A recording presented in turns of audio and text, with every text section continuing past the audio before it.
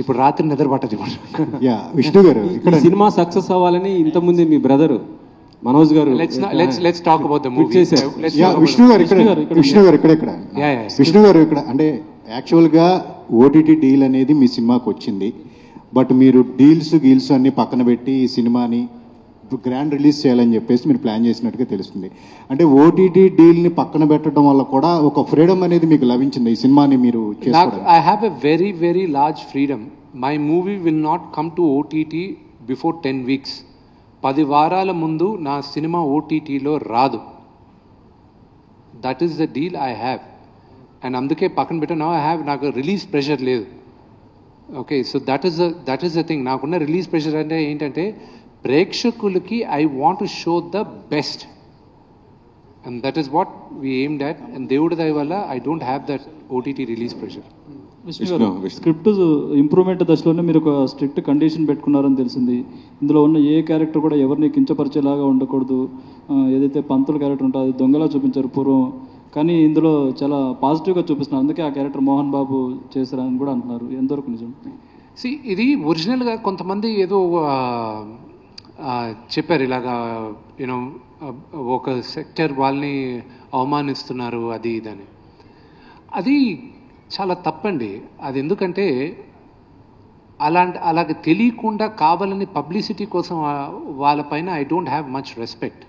నేను అందరికీ రెస్పెక్ట్ ఇస్తాను, కానీ వాళ్ళ స్వలాభం కోసం ఒక కమ్యూనిటీని రెచ్చగొట్టాలనుకుంటారు చూడండి. They are not clear people, they are not good people.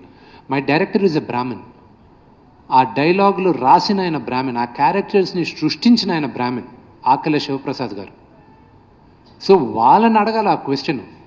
రెండోది, మా నాన్నగారు మీరు అదే కానీ నేను అదే భక్త కన్నప్ప ఈరోజు చేస్తే ఆల్రెడీ వచ్చింది, చేస్తే తప్పులేదుగా. యాజ్ ఇట్ ఇస్ అదే మూవీ నేను చేస్తే తప్పులేదుగా. కానీ రావు గోపాలరావు గారు మహానటుడు, ఆయన ఒక ఈ గుడిలో పూజారి క్యారెక్టర్ చేసి ఆయన దేవుడు నగలు కొట్టేసి వేసకిస్తుంటాడు. నేను నేను ఆ క్యారెక్టర్ రాసుకున్నానన్నా అది మీరు చెయ్యాలంటే ఇది రావు గోపాలరావు గారి క్యారెక్టర్, ఆ క్యారెక్టర్ నేను చేయను అన్నారు.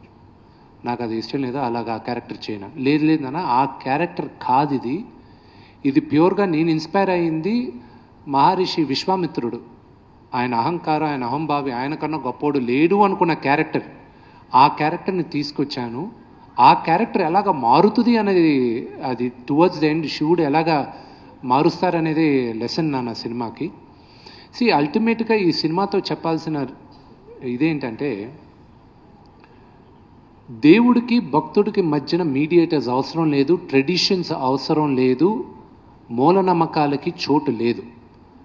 మనసారా నువ్వు దేవుడిని కొలిస్తే అదే చాలు అనేది ద అండర్లయింగ్ మెసేజ్. ఇది ఓన్లీ ఒక సనాతన ధర్మం గురించే కాదు, ఎనీ రిలీజన్ మనసారా నువ్వు దేవుడిని ప్రార్థిస్తే దేవుడు నీకు దగ్గర అవుతాడనేది ఈ సినిమా లెసన్. విష్ణు గారు, ఇక్కడ సినిమా సక్సెస్ అవ్వాలని ఇంతకుముందు మీ బ్రదర్ మనోజ్ గారు let's talk about the movie. Vishnu గారు ఇక్కడ